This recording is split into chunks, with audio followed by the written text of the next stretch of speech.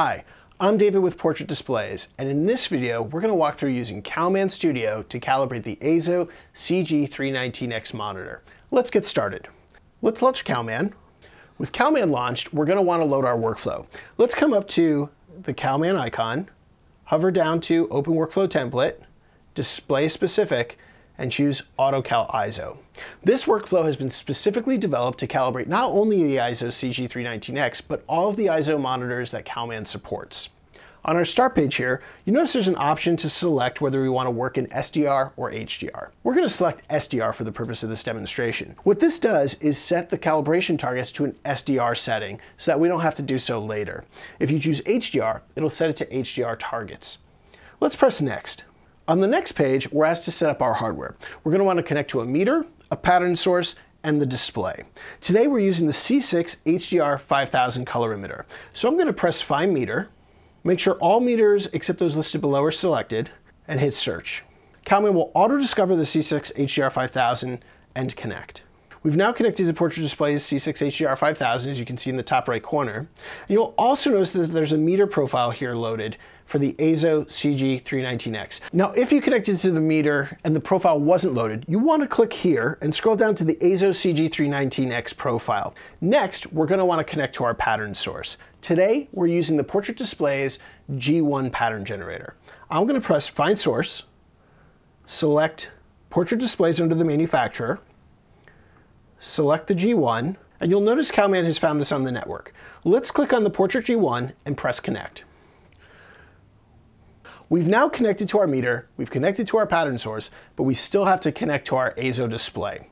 To do so, we're going to need a USB Type A to USB Type B 3.0 cable. It's very important to remember that because that's exactly what you're going to need to do this, and if you use a different cable, it may not work.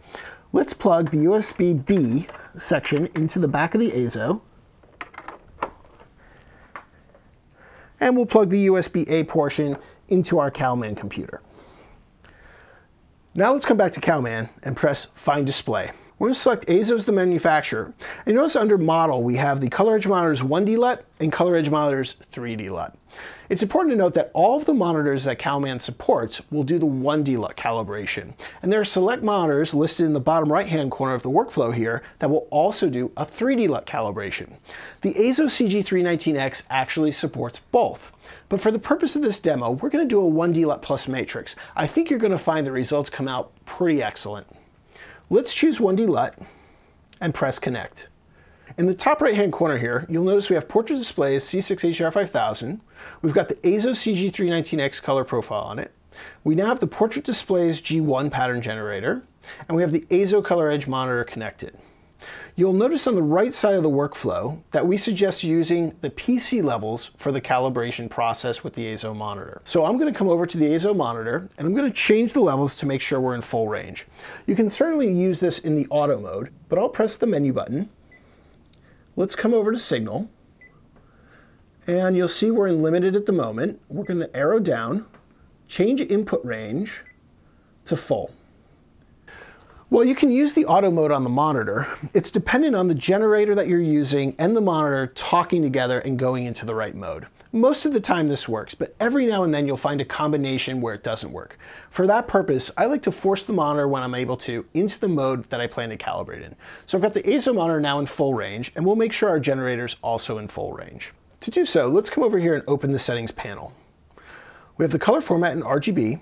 The output's currently at 1920 by 1080p 60. Let's change that over to 3840 by 2160 at 24. And the range set to limited SMPTE video range. We're now going to want to change that to full range. We've now set up the pattern generator to be RGB 3840 by 2160 in full range. Calman's also set up to PC levels here on the right side.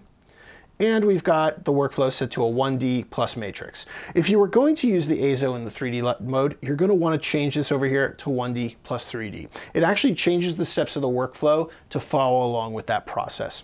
Let's keep it in 1D plus matrix for now and press Next. Okay, and now we're here on our calibration targets. For the purpose of this demo, I'm actually going to change our gamma formula from BT1886 to a Power 2.4. Feel free to use the targets you wish to use for your calibration. Let's press Next. We've now reached the pre-calibration measure portion of the workflow, but in order to do so, we're going to need to place the C6 HDR5000 on the display. Let's come back over to Calman, click on Portrait Displays G1, come down to Specialty Patterns, and choose Alignment. We now have the alignment pattern up on screen. Take your Portrait Display C6 HDR5000, open the diffuser, take the counterweight, and align it with the center of the screen. You're going to want your C6 HDR5000 to sit flush and be as close to center as possible. With the meter now aligned on the screen, let's come back to Calman and press measure. All right, our pre-calibration measurement is complete, and as you can see, there's certainly room for improvement. It looks like we're actually tracking linearly. Now, it's important to note that I have been messing with this monitor on and off for a number of videos and also some testing, so I certainly may have loaded some weird tables in here, but it gives us a lot of room for improvement. So let's see what we can do. Let's press next in the bottom right-hand corner to advance in the workflow. And now at this point of the workflow, you'll notice we have mode selection. The EIZO CG319X has two modes, mode 9 and mode 10. Those are two calibration modes that you can actually see here if I can go into the menu. At the bottom here, there's Cal 1 and Cal 2 modes 9 and 10. So Calman is actually going to address those two modes and create calibrations that live in those memories. So why don't we switch over to mode 9? And then we're going to press reset current mode. What reset current mode is going to do is it's going to nullify the calibration that might be in that memory so that we're not measuring a already calibrated state and then trying to load yet another calibration table. With the display now reset, let's come back to Calman and press next. Here we're going to want to set our luminance level of the display. So this is going to be your target. Let's say we're targeting BT709 like we are today. We might want to target about 100 nits. Maybe you want to target 120 nits, or maybe you're doing something else where you want 160. This is where you're going to do that within the workflow. So if we come up to the top right here and we press measure, Calman's going to put up white. It's going to take a continuous set of readings, and you're going to see the result here where it says peak luminance. You'll notice we're at 94.2 nits, and you'll also notice the instructions tell you to set it about 15% brighter. I'm going to try and target about 110 nits with the EIZO here. So I'm going to set this to 250 and see where I'm at. Oh, I'm actually right at about 110 nits. Now the reason I'm targeting about 110 nits is because I actually want my calibration to end up around 100 nits. And as we calibrate the display and we correct white, we're going to lose a little bit of that luminance. So we want to overshoot it just a little bit, and hopefully we'll come down very close. But don't worry if we're not perfect, because we're going to do a verification towards the end. Let's press stop so we don't continue reading. And now let's come back down to the bottom right and press next. At this stage of the game, we're now doing the 1D plus matrix autocal. I'm going to press autocal here in the top right. Calman's going to bring the autocal setup and actually start with the matrix in this process. We're going to leave the stimulus level at 100 and press OK.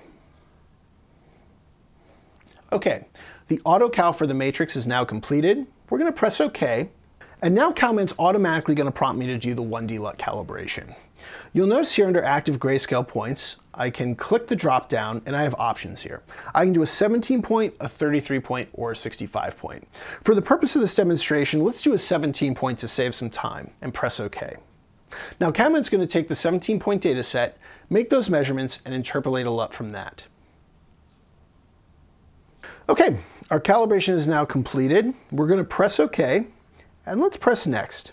Now we're at that stage I was talking about before where we verify our luminance. So let's come back up to the top right and press measure.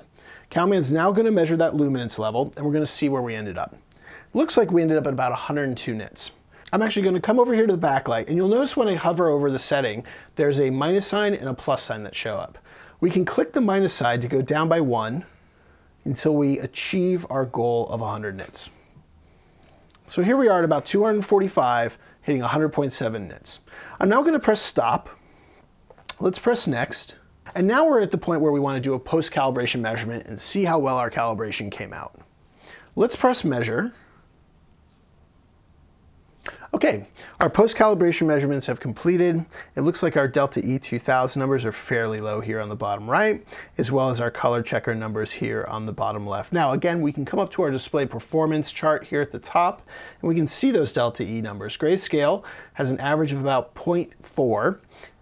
With a max of about 0.9. The color checker has an average of about 0.2 with a max of about 0.5. Now you'll notice here if you look at the chart that we have a little bit of a hump right before black. But I'm not too worried about this simply because we do have a lot of light in this room. We are shooting in a studio. We have a light over here, light over here, light above.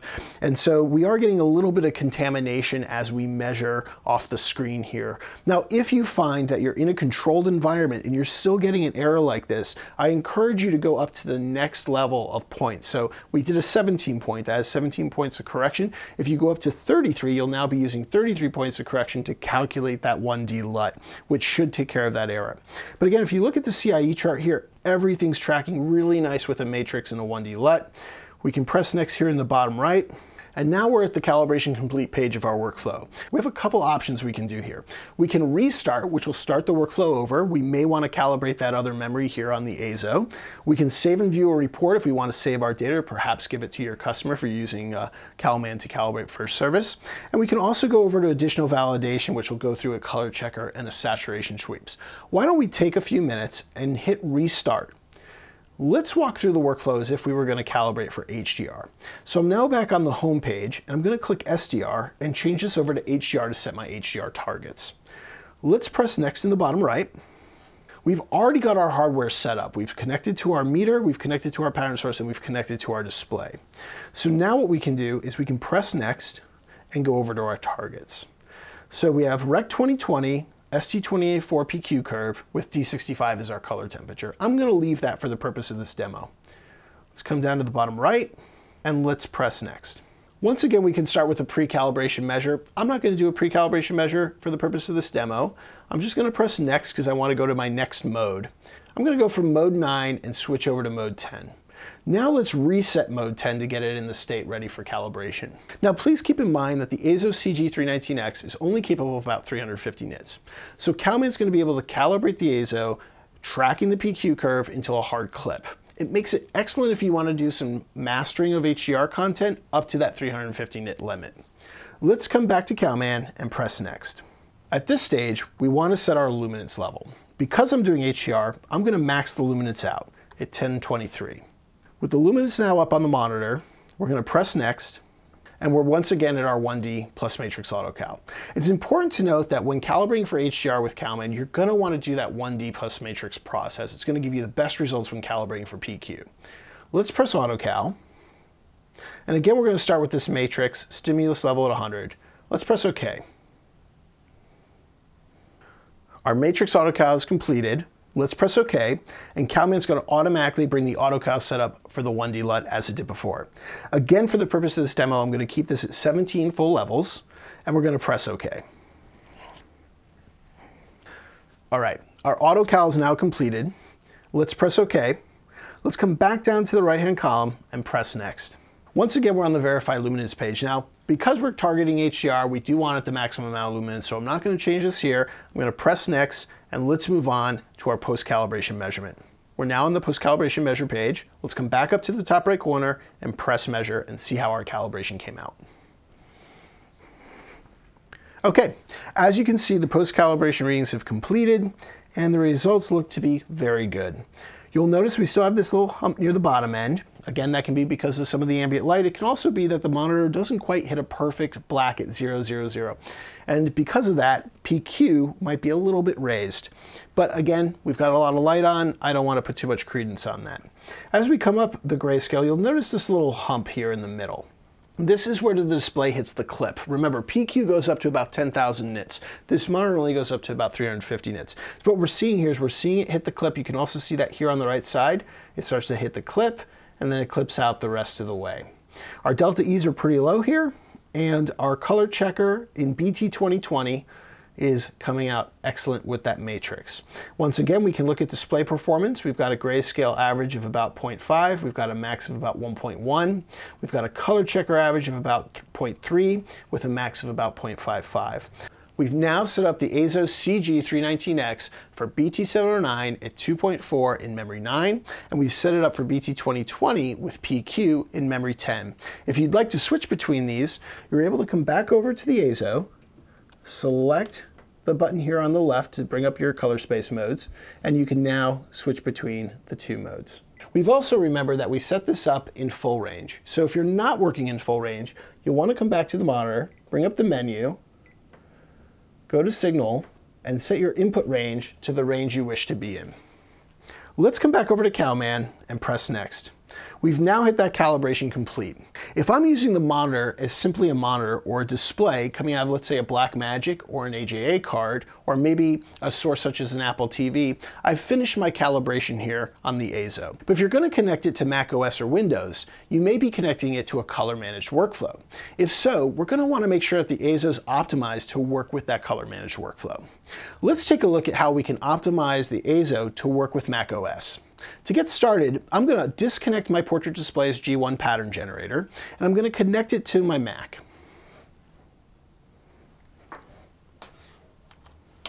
We've now connected the Mac to the EIZO monitor.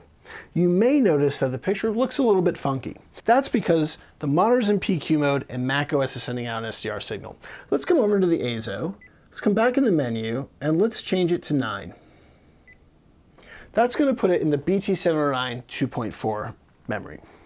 There's a couple things that might be going on here that we're going to want to take a look at. With a color managed workflow, there's going to be an ICC color profile that was created on the Mac when I connected the EIZO monitor. So let's go take a look at that. So let's come back over to Mac OS. I'm going to swipe away from my remote desktop, come over to Mac OS. I'm going to press Command Spacebar, bring up my Spotlight search, and bring up Color Sync Utility. I'm going to click on Devices if I'm not already there, and you'll notice here under Displays, you should have the CG319X. Now let's come over to the current profile and press Open on the right.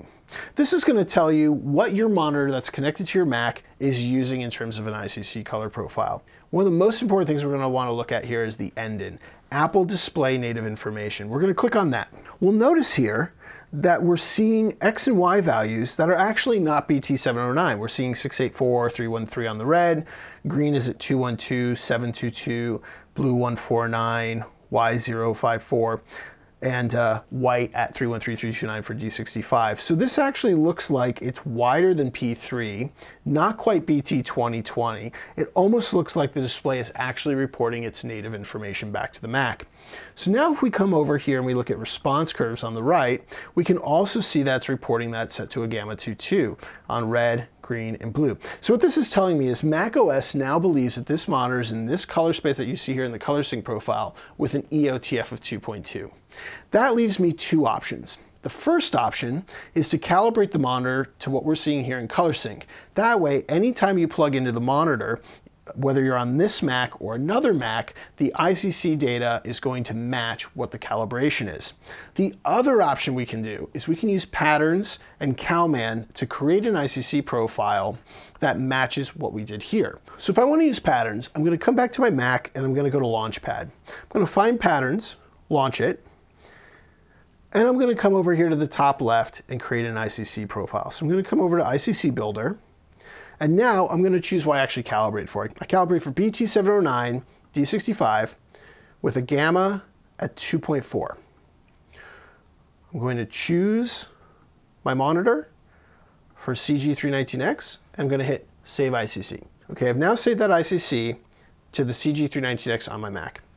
If I come back over here and close my color sync profile, now we'll come back to the color sync utility. You'll notice the current profile hasn't actually updated to what patterns is saved. So what I'm going to do is I'm going to quit color sync utility. I've seen this happen before. We're going to press Command Spacebar and relaunch color sync utility. And I think if we choose CG319X, you will see it now. The name has changed to CG319X from 22 August, which is the ICC profile we just made using patterns.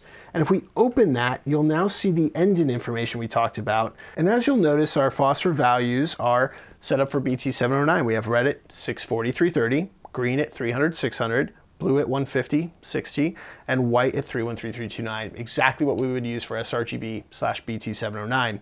Our response curves are set up for a gamma 2.4 in the red, green, and blue. So what we've done now is we've created an ICC profile to work with this Mac specifically that matches the calibration we did with the EIZO. At this point, the accuracy is up to Apple's color management system working properly. Another thing to note though is that we've only set this up for this particular Mac. If someone else was to take their Mac and use it with the EIZO, they're going to want to have this profile loaded for this specific monitor.